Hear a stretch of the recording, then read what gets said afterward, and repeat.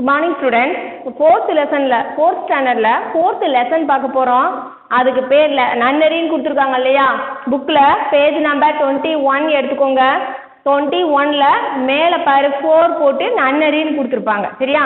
அது லெசன் கிடையாது, செய்யுள். இப்போ நம்ம என்ன செய்ய போறோம்? செய்யுள் தான் பார்க்க போறோம். செய்யுளோட ஹெட்டிங் என்னமா? நன்னெறி. நன்னெறிங்கிறது செய்யுளோட ஹெட்டிங். சரி, நன்னெறியில ஒரு பாடல் கொடுத்துருக்காங்க. நன்னெறிங்கிறது ஒரு நூல். இது எந்த நூல் வரிசையில வருது அப்படின்னா நீதி நூல்கள் வரிசையில வரும். சரியா? நீதி நூல்கள் நம்ம 11 கீழ்கணக்கு நூல்கள்லாம் பார்த்தோம் இல்லையா? அதுல நீதி நூல்கள் வரிசையில வரும். சரியா? அப்ப நிறைய நீதி நூல்கள் இருக்கு. திருக்குறள், நாலடியார், நான்மணிக்கடிகை, இன்னா நாற்பதி, இனிமை நாற்பதி எல்லாமே நீதி நூல்கள் தான். 11 நீதி நூல்கள் வரும். அது சங்க காலத்தை சேர்ந்தது. இப்போ உங்களுக்கு நன்னெறி கொடுத்துருக்காங்க இல்லையா? இது இடைக்காலத்தை சேர்ந்த நீதி நூல் வரிசையில வரும். சரியா? இடைக்காலத்தில் நிறைய நூல்கள் இருக்கும். அந்த வரிசையில வரக்கூடிய இது ஒண்ணு. நன்னெறி அப்படிங்கிறது இடைக்காலத்தை சேர்ந்தது. சரியா? இதுல நிறைய நூல்கள் இருக்கு. அந்த வரிசையில உங்களுக்கு கொடுத்துருக்கிறது நன்னெறி மட்டும் கொடுத்துருக்காங்க. சரியாமா? இப்ப பாடத்துக்குள்ள போலாமா? கவனிச்சுக்கோ. இப்ப நன்னெறி அப்படிங்கிற இந்த நீதி நூலை எழுதுனது யாரு அப்படின்னா துரைமங்கலம் சிவப்பிரகாச சுவாமிகள். இதோட ஆசிரியர் யாரு அப்படின்னா, அந்த பாடலை எழுதினவர் யாரு அப்படின்னா துரைமங்கலம் சிவப்பிரகாச சுவாமிகள். இவரோட பேரு சிவப்பிரகாசர். ஆனா இவரோட ஊர் எந்த ஊரு? துரைமங்கலம். அதனால இதை சேர்த்து என்ன சொல்லிட்டாங்க? துரைமங்கலம் சிவப்பிரகாச சுவாமிகள் அப்படின்னு சொல்லிட்டாங்க. சரியா? அப்ப ஊர் நம்மளுக்கு தெரிஞ்சிருச்சு. ஏன்னா முன்னாடியே ஊர் பேரை கொடுத்துட்டாங்க இல்லையா? துரைமங்கலம் கொடுத்துட்டாங்க. அப்ப இவரோட பேர் என்னவா இருந்திருக்கும்? சிவப்பிரகாச சுவாமிகள் அப்படின்னு சொல்லியிருக்காங்க. சரி, இவர் என்னென்னலாம் செஞ்சிருக்காரு இவரை பத்தி பார்த்துட்டு அப்புறம் நம்ம நூல் குறிப்புக்குள்ள போலாம். சரியா? ஃபர்ஸ்ட் இவர் என்ன நூல்கள்லாம் எழுதியிருக்காரு அப்படின்னா நன்னெறி எழுதியிருக்காரு. நன்னெறி, நால்வர் நான்மணி மாலை, பிரபுலிங்க லீலை, திருவங்கை கோவை அப்படின்னு நிறைய நூல்கள் எழுதியிருக்காரு. ஒரு 3 நூல் மட்டும் நம்ம போர்டில் எழுதி போட்டிருக்கோம். சரியாமா? நிறைய நூல்கள் எழுதியிருக்காரு. அந்த வரிசையில் 3 நூல் மட்டும் நான் போர்டில் உங்களுக்கு எழுதி போட்டிருக்கேன். உங்களுக்கு கொடுத்துருக்கிறது இந்த நன்னெறி மட்டும் தான் கொடுத்துருக்காங்க. சரியா? சரி, இப்போ நம்ம நூல் குறிப்புக்குள்ள போயிடலாமா? பாருங்க, பேஜ் நம்பர் 21 எடுத்துக்கோ. பேஜ் நம்பர் 21ல கீழே ஒரு பேராகிராஃப் கொடுத்துருப்பாங்க, நூல் குறிப்பு அப்படின்னு. அதை மட்டும் கவனிச்சுட்டே வா. நீதி நூல்களுள் ஒன்று நன்னெறி. நான் சொன்னேன்னா நீதி நூல்கள்ல ஒண்ணுதான் இந்த நன்னெறி. ஆனா நீதி நூல்கள்ல நிறைய நூல்கள் வரும்.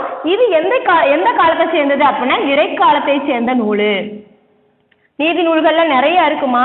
ஆனா இது எந்த காலத்தை சேர்ந்தது அப்படின்னா இடைக்காலத்தை சேர்ந்தது. சரியா? அப்போ திருக்குறள் எல்லாம் எந்த வரிசையை சேர்ந்தது? அதுவும் நீதி நூல் தானே மிஸ் அப்படின்னு நீங்க கேட்கலாம். திருக்குறள் எல்லாம் என்னது? சங்க காலத்தை சேர்ந்த நீதி நூல்கள். சரியா?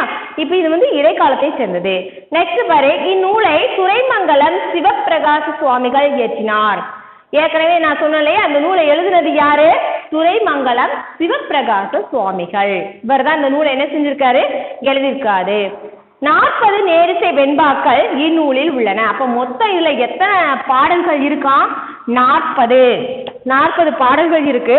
நம்ம அதை பாடல்கள் சொல்ல மாட்டோம், வெண்பாக்கள் சொல்லுவோம். என்ன வெண்பா? நேரிசை வெண்பா. இது என்ன சொல்லுவோம்? நம்ம இதை 4 லைன் சேர்ந்துருக்க இல்லையா? இதை நம்ம என்ன சொல்லுவோம்? வெண்பாக்கள் சொல்லுவோம். அந்த வெண்பாக்களை என்ன சொல்றோம்னா நேரிசை வெண்பா அப்படின்னு சொல்லியிருக்காங்க. சரியா? அப்போ மொத்தம் எத்தனை பாடல்கள் இதுல இருக்கு? 40 பாடல்கள் இருக்கு. ஆனா உங்களுக்கு கொடுத்துருக்கிறது ஒரு பாடல் கொடுத்துருக்காங்க. சரியாமா? இப்போ 40 நேரிசை வெண்பாக்கள் இந்நூலில் உள்ளன. ஒவ்வொரு வெண்பாவும் ஒவ்வொரு உவமை மூலம் ஒவ்வொரு நீதி கருத்தை விளக்குவது இந்நூலின் சிறப்பாகும். ஒவ்வொரு பாடலுமேவும் ஒவ்வொரு வெண்பா, அதாவது நம்ம சொல்லலையா பாடல்னு சொல்ல மாட்டோம், இது என்ன சொல்லுவோம்? வெண்பான்னு சொல்லுவோம். சரியா?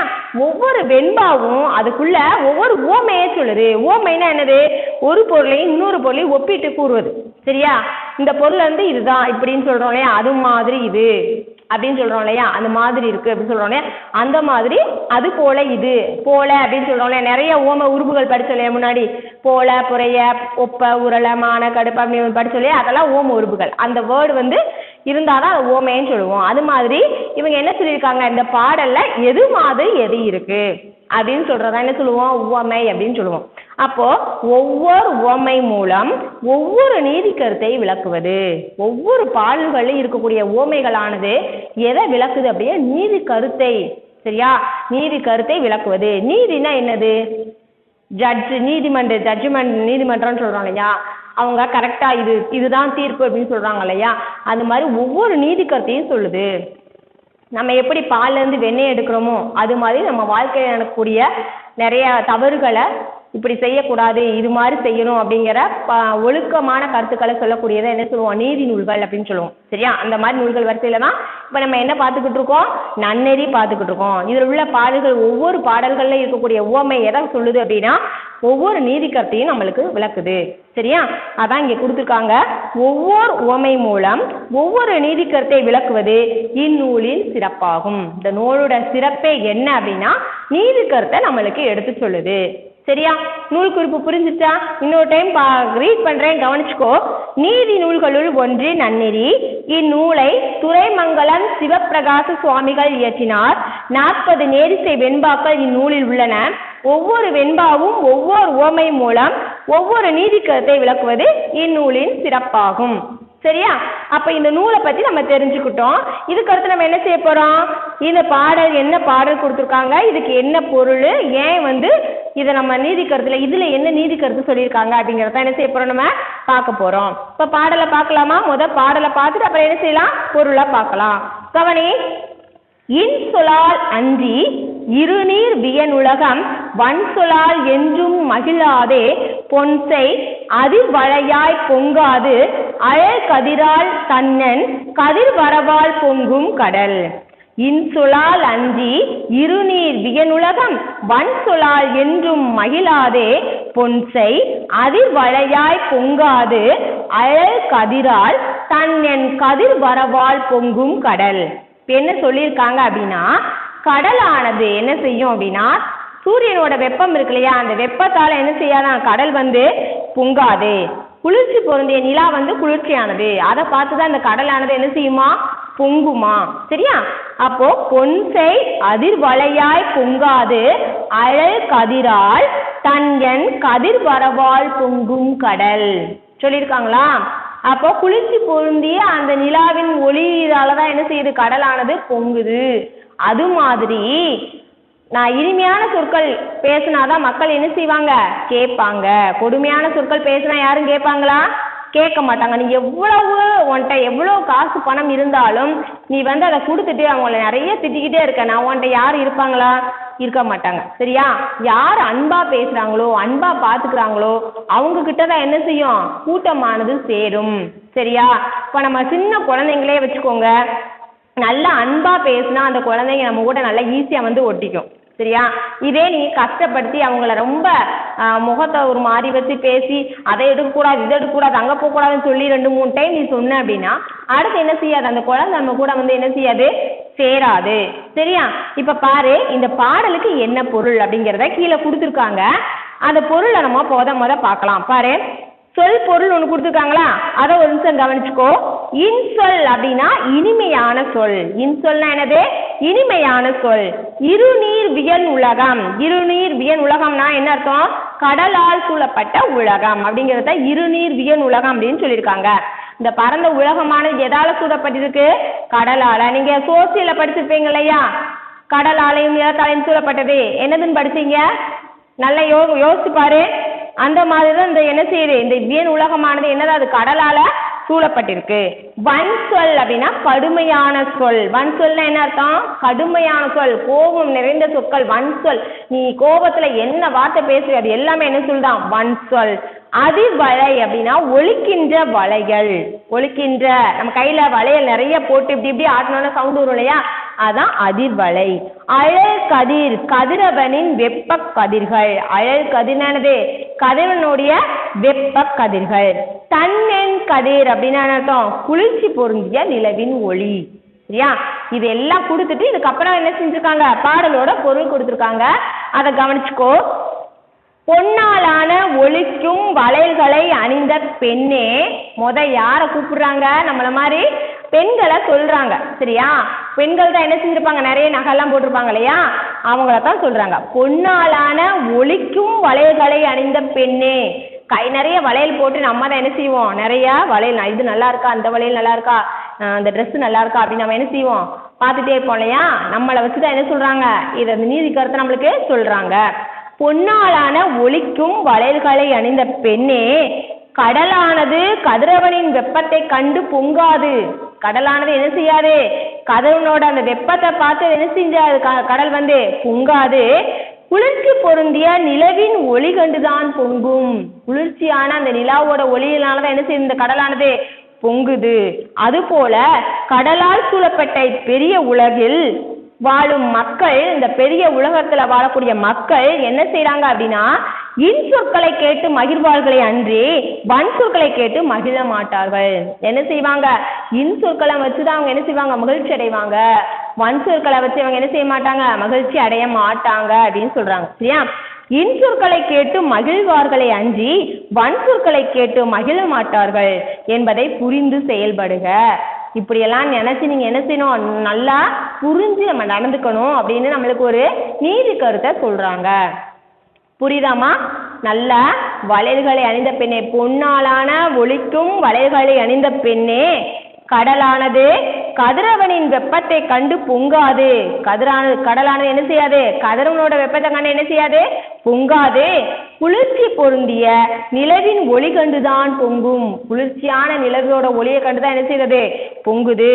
அது மாதிரி நான் சொன்னா உவமை, அது போல புறையன்னு சொன்னா அந்த மாதிரி. எதை மாதிரி சொல்லியிருக்காங்க, கடல் எப்படி பொங்குதோ அது மாதிரி கடலால் சூழப்பட்ட இப்பெரிய உலகில் வாழும் மக்கள், இங்க ஏதோ யாரை கொண்டு வராங்க, மக்களை கொண்டு வராங்க. இந்த உலகில கடல் மாதிரி இருக்கக்கூடிய இந்த உலகத்துல வாழக்கூடிய மக்கள் என் சொற்களை கேட்டு மகிழ்வார்களே அஞ்சி, இனிமையான சொற்களை கேட்டுதான் என்ன செய்வாங்க, சந்தோஷப்படுவாங்களே அஞ்சி. அஞ்சினான சந்தோஷப்படுவாங்களே தவிர வன் சொற்களை கேட்டு மகிழ மாட்டார்கள். கொடுமையான சொற்களை கேட்டு அவங்க என்ன செய்ய மாட்டாங்க, ஒரு நாளும் மகிழ்ச்சி அடைய மாட்டார்கள். அப்படிங்கிறத நீங்க என்ன செய்யணும், புரிஞ்சு நடந்துக்கணும், புரிஞ்சு செயல்படுக அப்படின்னு இந்த பாடலோட பொருள் நம்மளுக்கு விளக்குது.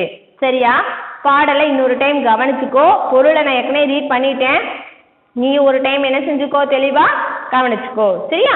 கவனிமா. இன் சொலால் அஞ்சி இருநீர் வியன் உலகம் வன் சொலால் என்றும் மகிழாதே பொன்சை அதிர்வளையாய் பொங்காது அழல் கதிரால் தன்னன் கதிர் வரவால் பொங்கும் கடல். சரியா? இது மனப்பாட பாடலா உங்களுக்கு வரும், அதனால நீ என்ன செஞ்சுக்கோ, தெளிவா படிச்சுக்கோ. சரியா? கண்டிப்பா இது மனப்பாட பாடலா வரும், உங்களுக்கு கேட்பாங்க. அதனால நீ என்ன செய்யணும், இந்த பாடலை ஒரு டைமுக்கு 2 டைம் 3 டைம் நல்லா படிச்சு பார்க்காம எழுதி பார்த்துடணும். சரியாமா? சரி. இன் சொலால் அஞ்சி இருநீர் வியன் உலகம் வன் சொலால் என்றும் மகிழாதே பொன்சை அதிர்வளையாய் பொங்காது அழல் கதிரால் தன்னன் கதிர் வரவால் பொங்கும் கடல். இன் சொலால் அஞ்சி, இனிய சொற்களால் அஞ்சி, இனிய சொற்களை தவிர. இருநீர் வியன் உலகம், இருநீர் என்னது, பரந்த கடலால் சூழப்பட்ட உலகம். வன் சொலால் என்றும் மகிழாதே, கொடுமையான சொற்களை கேட்டு என்றும் என்ன செய்யாது, இந்த உலகத்தில் வாழும் மக்கள் மகிழ மாட்டார்கள். பொன்சை, பொன்சை என்னது, பொன்னால் ஆன. அதிர்வளையாய் பொங்காது, பொன்சை என்னதுமா, அந்த கடல் பறந்த வளையல் சொன்னோம் இல்லையா, ஒலிக்கின்ற வளையல் சொன்னோம் இல்லையா, வளை, அதிர்வளையாய் பொங்காதுன்னு சொல்லியிருக்காங்க இல்லையா.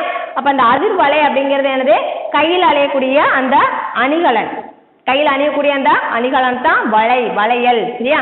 அழல் கதிரால் தன்னன் கதிர் வரவால் பொங்கும் கடல். அழல் கதிர் அப்படின்னா சூரியனோட வெப்பம், தன்னன்னா குளிர்ச்சி பொருந்திய, கதிர் வரவால் நிலவின் ஒளி இருக்கு இல்லையா, அதோட வரவால்தான் அந்த கடலானது என்ன செய்யும், பொங்கும் அப்படின்னு சொல்லியிருக்காங்க. சரியா? உனக்கு மீனிங் எப்படி கொடுத்துருக்காங்க அப்படின்னா, கீழே உள்ளதை வச்சு ஃபர்ஸ்ட் கொடுத்துட்டு அப்புறம் மேலே இதை கொடுத்துருக்காங்க. சரியா? புரியலையா நான் சொல்றது? அதாவது கடலானது இப்படித்தான் பொங்கும், இப்படி பொங்காது அப்படின்னு சொல்லி அதுக்கப்புறமா மக்களானது இன்சொற்களை கேட்டுதான் மகிழ்வாங்க, வன் சொற்களை கேட்டு மகிழ மாட்டார்கள் அப்படின்னு சொல்லியிருக்காங்க. உனக்கு பாடல்ல ஃபர்ஸ்ட் என்ன சொல்லிட்டாங்க, இன் சொலால் அஞ்சி, இனிய சொற்களை அப்படின்னு முதலே ஆரம்பிச்சுட்டாங்க. சரியா? நம்ம என்ன செஞ்சுக்கணும், புரிஞ்சு படிச்சுக்கணும். இன்னொரு டைம் பாடல் ரீட் பண்ணலாமா? இன் சொலால் அஞ்சி இருநீர் வியன் உலகம் வன் சொலால் என்றும் மகிழாதே பொன்சை அதிர்வளையாய் பொங்காது அழல் கதிரால் தன்னன் கதிர் வரவால் பொங்கும் கடல். இன் சொலால் அஞ்சி இருநீர் வியன் உலகம் வன் சொலால் என்றும் மகிழாதே பொன்சை அதிர்வளையாய் பொங்காது அழல் கதிரால் தன் என் கதிர் வரவால் பொங்கும் கடல். நல்லா வாசிக்கோ. இன் சொலால் அஞ்சி இருநீர் வியனுலகம் வன் சொலால் என்றும் மகிழாதே பொன்சை அதிர் வளையாய் பொங்காது அழல் கதிரால் தன்னன் கதிர் வரவால் பொங்கும் கடல். இந்த பாடல் மனப்பாட பாடல். கண்டிப்பாக என்ன செய்யணும்? படிக்கணும்.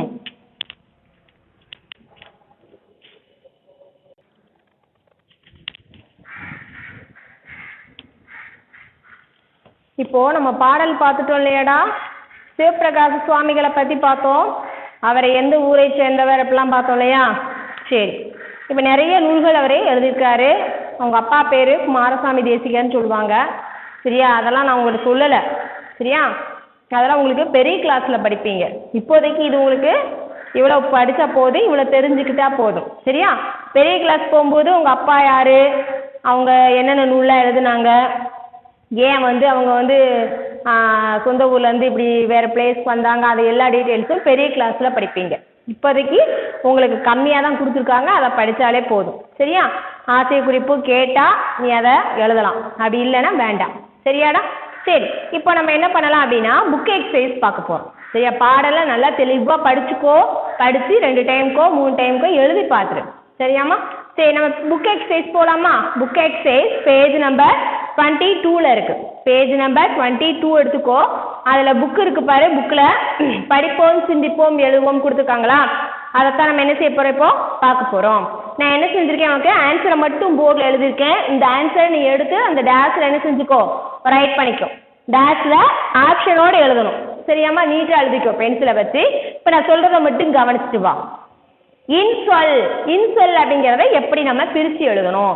இன்சொல் இச்சொல்லை பிரித்து எழுத கிடைப்பது. இன்சொல்லை எப்படி நம்ம பிரித்து எழுத போகிறோம்? சரியா? அப்போ உனக்கு 4 ஆன்சர் கொடுத்துருக்காங்க. 4 ஆன்சரில் எது கரெக்டான ஆன்சர் அப்படின்னா ஆப்ஷன் ஆவணா கொடுத்துருக்காங்களா?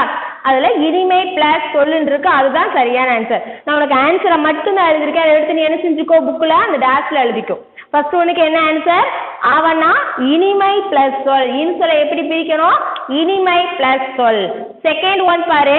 அதிர்கின்ற வளை. இச்சொற்களில் அதிர்கின்ற என்னும் சொல்லின் பொருள். உனக்கு அதிர்கின்ற வளை கொடுத்துருக்காங்க. வளையல் கேட்கவே இல்லை. அதிர்கின்ற அதுக்குள்ள மீனிங் மட்டும் தான் கேட்டிருக்காங்க. சரியா? அதில் 4 ஆன்சர் கொடுத்துருக்காங்க. உனக்கு கரெக்டான ஆன்சர் என்ன அப்படின்னா இதுவும் ஆவணா தான். சரியா? அதிர்கின்ற அப்படின்னா ஒழிக்கின்ற. நீ ஒழிக்கின்ற மட்டும் எழுதினா போதும். நான் வளையை சேர்த்து எழுதியிருக்கேன். இந்த வளையை அவங்க கேட்கவே இல்லை, அதிர்கின்ற மட்டும் தான் கேட்டிருக்காங்க. சரியா? இப்போ ஒழிக்கின்ற மட்டும் எழுதிக்கோ. உனக்கு ஆன்சரும் அப்படி தான் கொடுத்துருக்காங்க புக்கில். ஒழிக்கின்ற அப்படின்னு மட்டும் எழுதிக்கோ. 3வது பாரு. வியன் உலகம் இச்சொல்லை பிரித்து எழுத கிடைப்பது. வியன் உலகம் இதை எப்படி நம்ம பிரித்து எழுதணும்? வியன் பிளஸ் உலகம். எப்படி பிரிக்கணும்? வியன் பிளஸ் உலகம். உனக்கு ஃபர்ஸ்ட் ஆன்சரே இருக்கு, இருக்கா? ஃபர்ஸ்ட் ஒன் அதுதான் கரெக்டான ஆன்சர். வியன் பிளஸ் உலகம். அப்போ ஆப்ஷன் போட்டு வியன் பிளஸ் உலகம் எழுதிக்கோ. சரியா? இன்னொரு டைம் வாசிக்கிறேன், கவனிச்சுக்கோ. இன்சொல் இச்சொல்லை பிரித்து எழுத கிடைப்பது இனிமை பிளஸ் சொல். செகண்ட் ஒன் அதிர்கின்ற வளை. சொற்களில் அதிர்கின்ற என்னும் சொல்லின் பொருள். என்ன கேட்டிருக்காங்க? அதிர்கின்ற. அதுக்கு மட்டும் தான் பொருள் கேட்டிருக்காங்க. இப்போ அதிர்கின்றன்னு என்ன அர்த்தம்? ஒழிக்கின்ற. சரியா? அதிருது அப்படின்னு சொல்லுவாங்க. நம்ம சவுண்டா வந்தாதான் அது அதிர்ற மாதிரி நம்மளுக்கு கேட்கும் இல்லையா? அப்போ ஒழிக்கின்ற. தேர்ட் ஒன் வியன் உலகம். இச்சொல்லை பிரித்து எழுத கிடைப்பது வியன் பிளஸ் உலகம். எப்படி பிரித்து எழுதுவாங்க? வியன் பிளஸ் உலகம்னு பிரித்து எழுதுவாங்க. அப்போ எப்படி எழுதணும்? வியன் பிளஸ் உலகம். சரி, இப்போ மேட்சிக் பார்க்க போறோம். சரியா? மேட்சிக்ல பாரு. ஃபர்ஸ்ட் ஒன் இன்சொல். அதுக்கு நேராக கதிரவனின் ஒளின்னு கொடுத்துருக்காங்க. வன் சொல் நிலவின் ஒளின்னு கொடுத்துருக்காங்க. அழல் கதிர் கடுஞ்சொல்னு கொடுத்துருக்காங்க. தன்னன் கதிர் அப்படின்னா இனிய சொல்னு கொடுத்துருக்காங்க. சரியா? இப்போ இதுல எது நம்மளுக்கு கரெக்டான ஆன்சர் அப்படின்னு நம்ம மேட்ச் பண்ணணும்.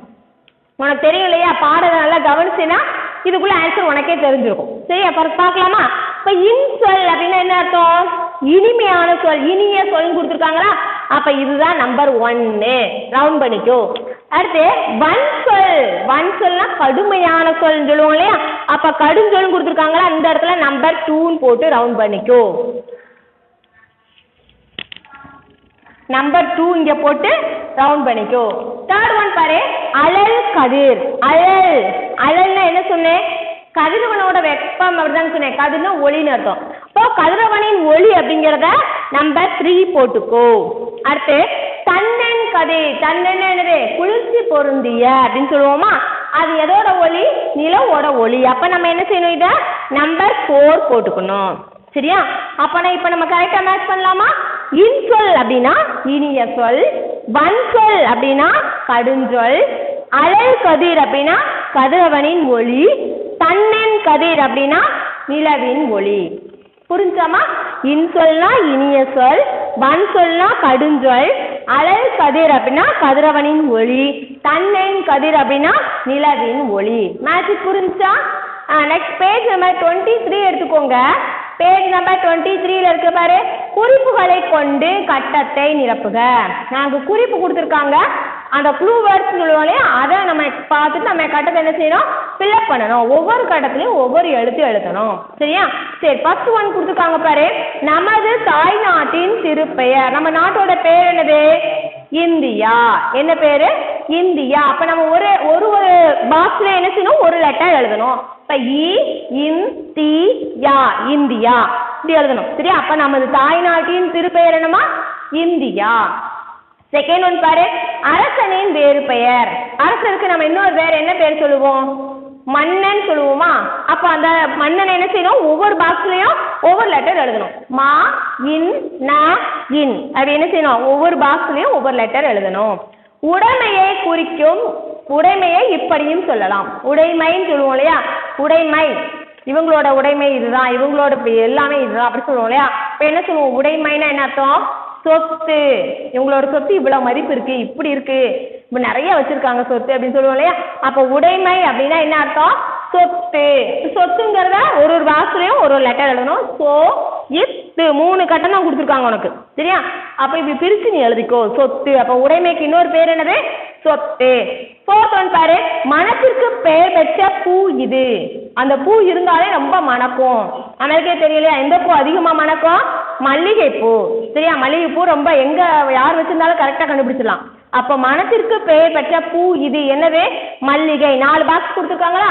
மா இல் லி கை, மல்லிகை. பாக்ஸ்ல நீட்டா எழுதிக்கும், பென்சிலை வச்சு எழுதிக்கும். சரியா? அடுத்து கடைசி உனக்கு ஒன்று கொடுத்துருக்காங்க, அதை நம்ம தான் கண்டுபிடிக்கணும். எப்படி? வட்டத்தில் எழுதிய எழுத்துக்களை கீழே உள்ள கட்டத்தில் எழுதுக. வட்டத்தில் எழுதிய எழுத்துலாம் எழுதிருப்பியா, அதை எடுத்து நம்ம என்ன செய்யணும், கீழே எழுதணும். சரி, ஃபர்ஸ்ட் என்ன எழுதிருக்கோம் வட்டத்துல? ஈ எழுதிருக்கோமா? இது ஃபர்ஸ்ட் உள்ள எழுத்தை தான் நம்ம எழுத போறோம். சரியா? ஈ. அடுத்து ஒரு சொல் வரணும், இந்த எழுத்தை கொண்டு என்ன செய்யணும், ஒரு சொல் வரணும். ஃபர்ஸ்ட் ஈன்னு ஆரம்பிச்சிருச்சு. நம்ம பாடத்துல என்னென்ன படிச்சோம் அதை ஞாபகம் வச்சு பாரு, அதுல ஒரு சொல் வரும். ஈ. இந்த இன்ன சேர்த்துக்கலாமா? இன். அடுத்து இந்த சோ சேர்த்துக்கோ, சோ. அடுத்து இந்த இல்ல சேர்த்துக்கோ, ஒரு வேர்டு வந்துருச்சா? இன் சொல் வந்துருச்சா?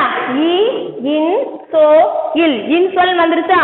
இப்ப என்ன சொல்லியிருக்காங்க, அதுக்கு மேல ஒரு கொஸ்டின் கொடுத்துருக்காங்க பாரு, இப்படி பேசினால் எல்லாருக்கும் பிடிக்கும். எப்படி பேசினா பிடிக்கும்? கொடுமையான சொல் பேசினா பிடிக்குமா, இனிமையான சொற்களை பேசினா பிடிக்குமா? இனிமையான சொற்கள். இனிமையான சொற்களுக்கு இன்னொரு பேர் என்னது? இன்சொல். சரியா? நம்ம கண்டுபிடிச்சாச்சா? அழகா கண்டுபிடிச்சோமா? இ இன் சோ இல், இன்சொல். அப்ப அந்த கொஸ்டினுக்கு ஏத்த மாதிரி ஆன்சர் வந்துருச்சா? அப்ப இப்படி பேசினால் எல்லாருக்கும் பிடிக்கும். எப்படி பேசினால் பிடிக்கும்? இன்சொல் பேசினால் எல்லாருக்கும் பிடிக்கும். அப்ப அந்த பாக்ஸ்ல என்ன எழுதணும்? இ இன் சோ இல், இன்சொல் எழுதணும். எழுதிக்கலாமா? இன்சொல் எடுத்து எழுதிக்கோ.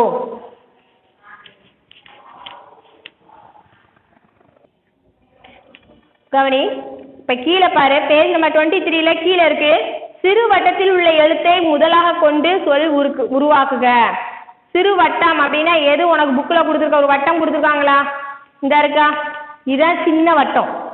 இந்த வட்டத்துக்குள்ள இருக்கக்கூடிய எழுத்தை வச்சு நம்ம என்ன செய்யணும்? சொல்ல உருவாக்கணும். சரியா? அப்ப இங்க என்ன லெட்டர் கொடுத்துருக்காங்க? பூ கொடுத்துருக்காங்க. அப்ப இந்த பூவை வச்சு நம்ம நிறைய வேர்ட்ஸ் என்ன செய்யணும்? உருவாக்கணும். ஃபர்ஸ்ட் நம்ம என்ன செய்யலாம்? குடை எழுதலாமா? அடுத்து குளிர், இந்த கூலி இரு இருக்கா, குளிர் எழுதலாமா? குவியல் எழுதலாமா? கு வி யா யா இல், குவியல் எழுதலாமா? இந்த மாதிரி என்ன செய்யலாம்? நிறைய வார்த்தைகள் நம்ம உருவாக்கலாம். சரியா? நீயா உருவாக்கி எழுதினாலும் சரி, இல்ல மிஸ் போர்டில் எழுதி போட்டுக்க அதை பார்த்து நீ எழுதினாலும் சரி. சரியாமா? ஆனா நீயே எழுதிட்ட அப்படின்னா ஒரு டைம் நினைச்சுக்கோ, செக் பண்ணிக்கோ. சரியா? இப்ப நம்ம எழுதிருக்கோம், முதல் உனக்கு ஆன்சர் 1 கொடுத்துருக்காங்க குடைன்னு, அடுத்து நான் வரிசைக்கு எழுதிருக்கேன், இதை பார்த்து நீ என்ன செஞ்சுக்கோ, அந்த நம்பர் போட்டுருக்காங்களே அதில் எழுதிக்கோ. செகண்ட் ஒன் பாரு, குவியல், குளியல், குறை, குரல், குரங்கு, குடம், குடல், குதி, குளிர். 10 வார்த்தைகள் உருவாக்கலாம். நிறையவே உருவாக்கலாம். அவங்க என்ன எத்தனை கொடுத்துருக்காங்க? 10 கொடுத்துருக்காங்க. குடை, குவியல், குளியல், குறை, குரல், குரங்கு, குடம், குடல், குதி, குளிர். எழுதலாமா? சரி, அடுத்து கீழே பாரு, அறிந்து கொள்வோம்.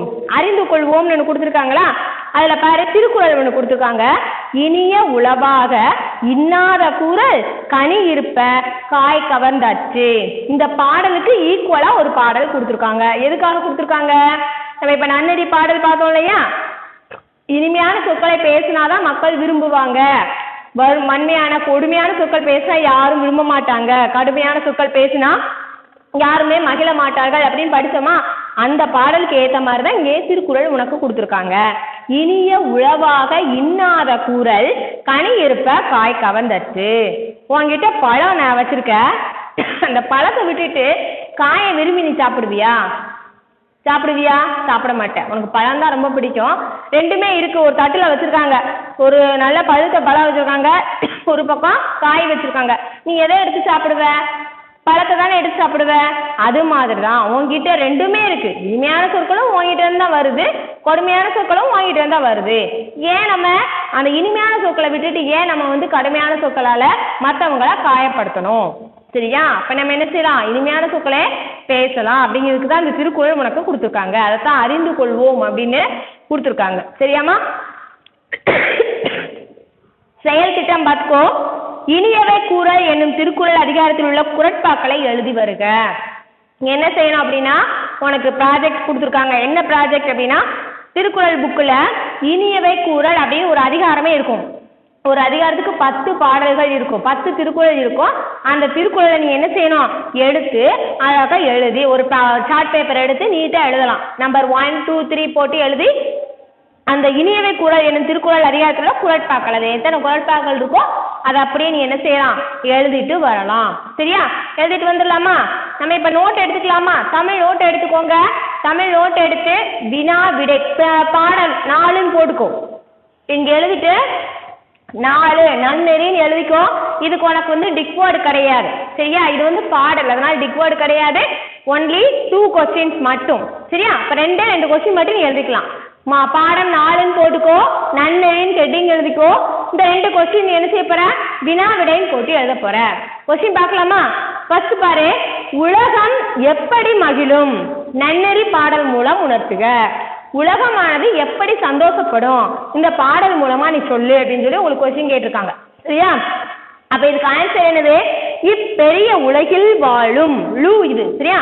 இப்பெரிய உலகில் வாழும் மக்களின் இனிய சொற்களை கேட்டு மகிழும். மக்களின் இனிய சொற்களை கேட்டுதான் அந்த உலகமானது என்ன செய்யுமா? மகிழ்ச்சி அடையும் அப்படின்னு கொடுத்துருக்காங்க. இப்பெரிய உலகில் வாழும் மக்களின் இன் சொற்களை கேட்டு மகிழும். என்னது மகிழும்? உலகமானது மகிழும். கொஸ்டின் நல்லா கவனிச்சுக்கோ. உலகம் எப்படி மகிழும் தான் கேட்டிருக்காங்க. அதுக்குள்ள ஆன்சர் தான் இது. சரியா? அப்போ இந்த பெரிய உலகில் வாழும் மக்களின் இன் சொற்களை கேட்டு இந்த உலகமானது மகிழும். சரியா? அதுதான் ஆன்சர். இங்க உலகமானதுன்னு கொடுக்கல, கேட்டு மகிழும் மட்டும் கொடுத்துருக்காங்க. புரிஞ்சுக்கோ. இப்பெரிய உலகில் வாழும் மக்களின் இன் சொற்களை கேட்டு மகிழும். சரியா? என்னது மகிழும்? உலகம் மகிழும். கொஸ்டின் ஆன்சர் புரிஞ்சுச்சாமா? செகண்ட் கொஸ்டின் பாரு, கடலின் அலைகள் எப்போது பொங்கி எழும்? கடலோட அலைகள் எப்ப பொங்கி மேலே எழும் அப்படின்னு சொல்லி கேட்டிருக்காங்க. கடலானது குளிர்ச்சி பொருந்திய நிலவின் ஒளி கண்டுதான் பொங்கும்.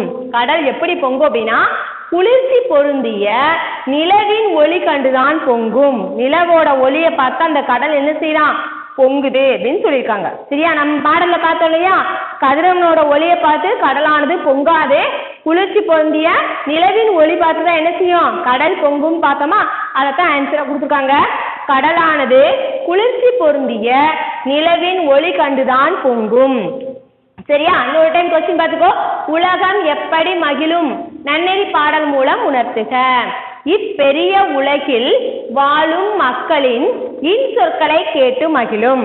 இன் சொற்களை கேட்டு உலகமானது மகிழும் அப்படின்னு அர்த்தம். சரியா?